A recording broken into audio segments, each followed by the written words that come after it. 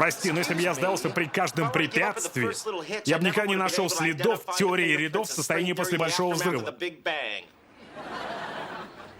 Извини, но каков план?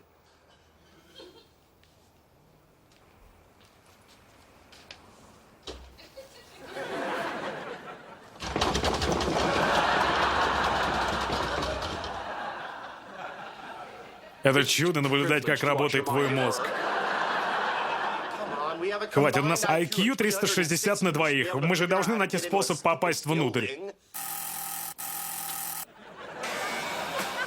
А какой у них IQ на двоих, как ты думаешь? Да дверь держи!